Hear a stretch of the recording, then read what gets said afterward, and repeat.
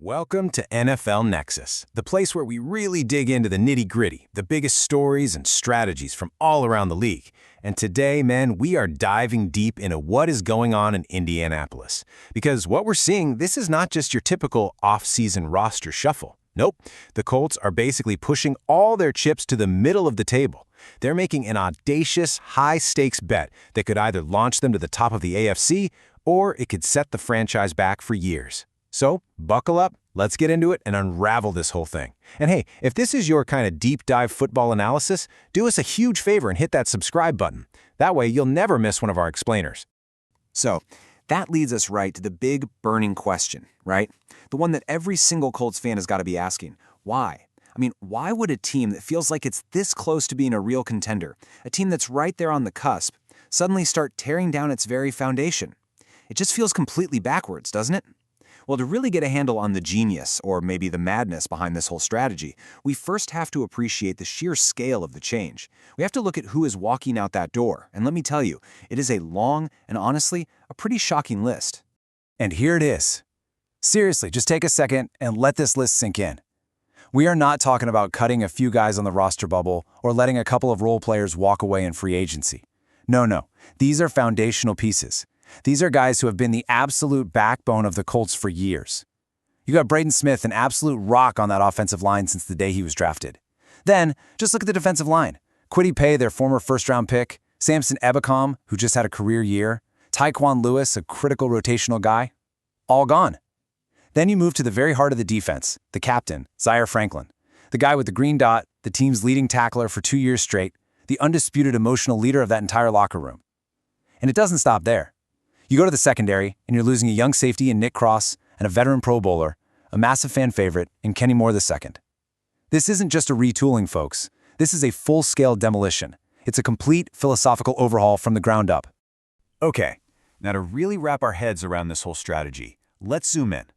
Let's focus on one specific example that perfectly illustrates this brave new world for the Indianapolis Colts. We're going to talk about the right tackle position. Because what the team is doing here, it is incredibly gutsy. And you know what? If it works, it's potentially a game changer. I mean, this slide really says it all, doesn't it? On one side of the coin, you've got the known quantity, Braden Smith, a seasoned 8-year veteran with 108 starts under his belt. Just think about that for a second. 108 games worth of experience, of recognizing blitzes, of battling the best pass rushers on the planet. He has been the reliable, consistent anchor of that O-line for years. And then, on the other side, you've got Jalen Travis, a young kid, physically gifted, sure, but almost completely inexperienced. A 4th-round pick with just 4 starts to his name. It is the absolute classic case of proven experience versus raw, unproven potential. And the Indianapolis Colts are betting the entire farm on potential. That is a massive leap of faith, especially at a position that is responsible for protecting your franchise quarterback's blind side. And you have to understand, this isn't just some wild rumor or media speculation. This is the plan. This is coming straight from longtime Colts insider Mike Chappell of Fox 59. The organization is all in on this kid. And what's really interesting here is why they're so high on him. I mean, yeah, the size is just ridiculous. You can't teach 6'8", 339 pounds, but look at what they point to, his temperament and his intelligence. Now, for an offensive lineman, that's basically code. It means he's unfloppable, he doesn't take dumb penalties, and he can understand complex protection schemes. They believe he has all the tools, both mental and physical, to become a truly dominant force. It is an unbelievably bold move, but it just goes to show you the team's unwavering commitment to this youth movement. But here is the kicker, and this might be the most important piece of this entire puzzle. This isn't a one-off move. This is not some isolated, panic decision. As absolutely crazy as it might seem from the outside looking in, for the Colts, this is just, well, it's becoming standard operating procedure. It's part of a much larger pattern, a well-defined strategy that they've been using for a couple of years now, especially on that offensive line. And the best part for them? So far, it has been working like a charm. Just look at this track record. This is exactly why the front office has the confidence to pull a move like this. Just last season, in 2025, they did something very similar. They moved on from the decorated veteran center Ryan Kelly and handed the keys to a rookie, Tanner Bordellini. And you know what? A lot of people were skeptical. But Bordellini went out there and had a phenomenal season, starting 16 games and grading out as one of the best young centers in the entire league. Then they did the exact same thing at right guard with Matt Goncalves. He won the starting job in just his second year and put together a stellar 15-start season. So when you see the 2026 plan for Jalen Travis, it's not some wild, unprecedented gamble. It's just the third chapter in the exact same playbook. It's a calculated decision based on a proven track record of success. Okay, so we've seen how the Colts are methodically rebuilding their offense, right? They're swapping out proven veterans for young guys they've had in the building, guys they've developed. But what about the other side of the ball?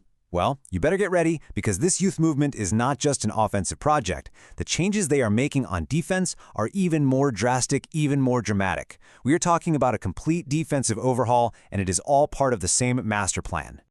You know, it all started with a public promise, basically a mission statement from General Manager Chris Ballard. His #1 goal, he said, was to make this team younger and faster. And the heart of that entire transformation is the defensive front seven. Because in today's NFL, that is where games are won and lost. You have to be able to stop the run, and you absolutely have to be able to generate pressure on the quarterback. So the Colts aren't just looking for new players, they are hunting for a brand new identity, a new attitude, and a whole new level of speed and intensity on that side of the ball. But this leads us to the million-dollar question, doesn't it? If you let that much proven talent, that many veteran leaders just walk right out the door, how on earth do you replace them? How do you possibly fill those massive gaping holes in your defense, especially when your highest draft pick isn't until the second round? Well, believe it or not, the Colts have a plan for that too, and it is all about finding elite, hidden gems on day 2 of the NFL draft. Now, before I show you who they're targeting, I just want you to look at this number. That's it, just 93.3. That's a Pro Football Focus grade for an entire season of college football. And that is not just a good PFF grade, it's not even a great one. That was the single highest grade among all college linebackers in the entire nation last season. And the player who earned that grade? Well, he's the guy that Colts are betting on to be the new face, the new centerpiece of their entire defense. His name is Jacob Rodriguez, and this kid is an absolute animal. I mean, just look at this resume. A Heisman Trophy finalist. As a defensive player, are you kidding me? Big 12 Defensive Player of the Year, a unanimous All-American. The awards are just insane, but it's the production that's completely off the charts. Yeah, 128 tackles is great, but 7 forced fumbles? That's not just tackling. That's a player with a natural instinct for creating turnovers, a true game wrecker. And on top of all that, he is an athletic freak. He posted a 9.61 RAS score at the Combine, which puts him in the absolute top tier of athletic linebackers to ever enter the draft. He is a tackling machine, a turnover-creating monster, and he is the absolute prototype of younger and faster. He has everything the Colts are looking for to lead their new-look defense into the future. But Chris Ballard and the Colts, they are not stopping there. The plan to rebuild that entire front seven is more ambitious than just landing one player. In a really fascinating move, the consensus among a lot of mock drafts is that the Colts are going to double down on that Texas Tech connection. They're targeting another Red Raider to create a dominant plug-and-play duo on their defensive line. It is a bold move, but think about it. If you can get 2 guys who already have that built-in chemistry, that could pay off big time right from day one.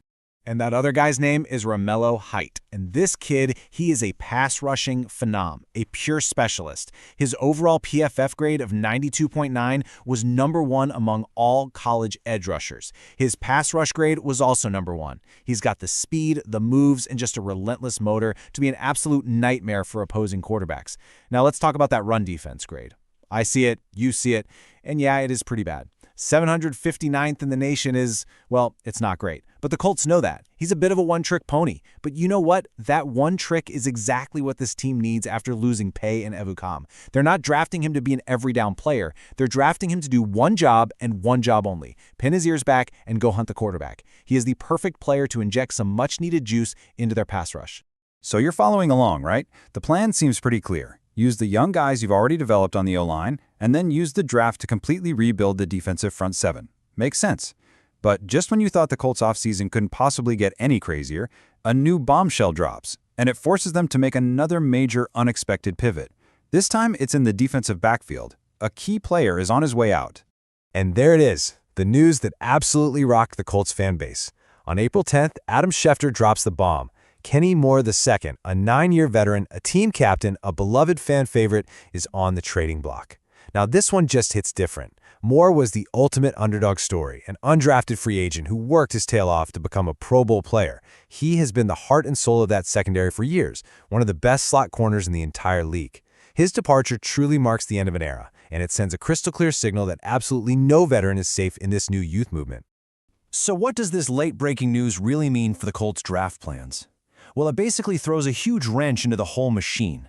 It means that the cornerback position, which was probably seen as a secondary need, maybe a luxury pick later on, now it skyrockets right to the top of the priority list. They absolutely have to find a player who can step in and at least try to fill the massive void that Kenny Moore is leaving behind. Their entire draft board has to adapt in real time. The good news is, it's a pretty deep cornerback class this year, so they'll have options, but now they are forced to address it early.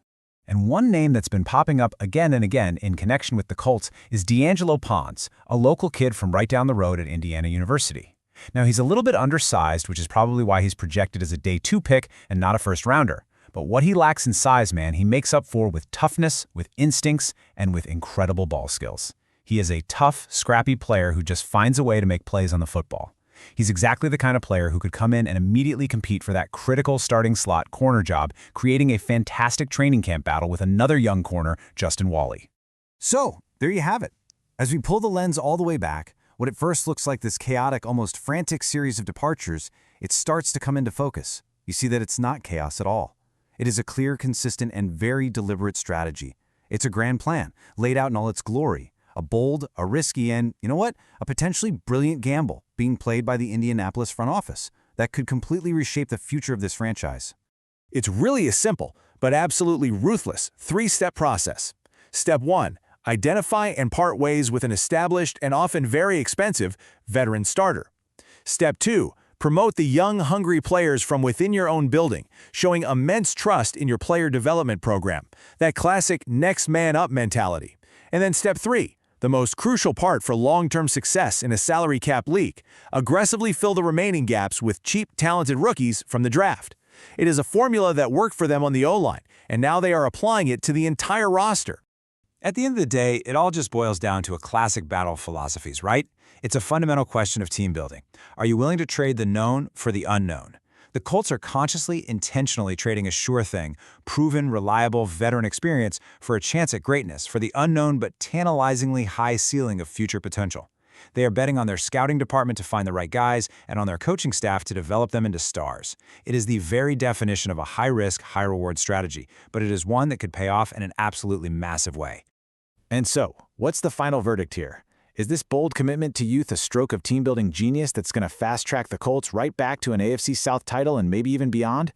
Or is it a recipe for disaster, a dangerous game that could send them spiraling into a long and painful rebuild if these young bets don't pay off? Well, only time will tell, but one thing is for absolute sure, it is going to be one heck of a ride to watch. Thanks for tuning in to NFL Nexus. What do you think of this strategy? Is it brilliant? Is it crazy? Let me know down in the comments below. And before you go, if you're looking for a fun way to support the channel, check out our custom football coloring books. They're perfect for kids and adults. The link is right there in the description. We'll see you next time.